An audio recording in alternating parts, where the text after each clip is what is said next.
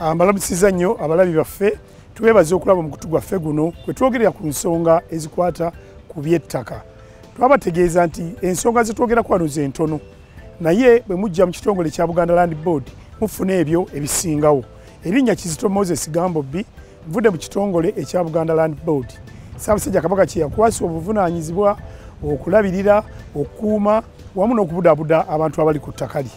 Olwaleero ka twogere ku kigambo caveat. Abantu bangi bawulira ekigambo caveat, kigambo nno kya Luzungu n'ennaku zino kyagandawazibwa.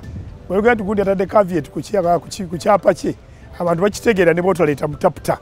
Caveat nno mu Luganda tuyinza giyita nvumbo, naye envumbo ate erina amakulu amalala nti envumbo gye tuyekola nga sitampu oba kyekinyweza ebiwandiiko. Kano caveat twaliyise kusiba. Omuntu asiba atya ekyapa kye? Omuntu asiba ekyapa kye nga ssaako eyo gye tuyise caveat olw'ensonga ez'enjawulo. Caveat essibwako oyo ayina akakwate ku kyapa oba ku ttaka erisibwa erigenda okusibwa ku caveat. Caveat eno olina okwegendereza. Lwaki ogiteekako?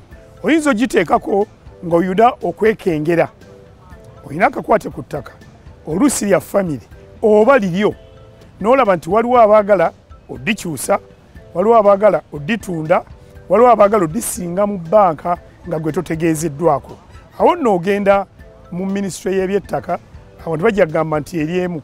Ennaku zino tulina amatabi gavumenti ge yateekawo, yatuyamba n'essa amatabi mu bitundu eby'enjawulo agaddukanya ensonga ezikwata ku ttaka. N'olwekyo weekubira enduulu ewa legistra n'omugamba nti waliwo njagala okusiba ekyapa kyange, bino wammanga bireme kukolebwako, n'obinnyonnyola.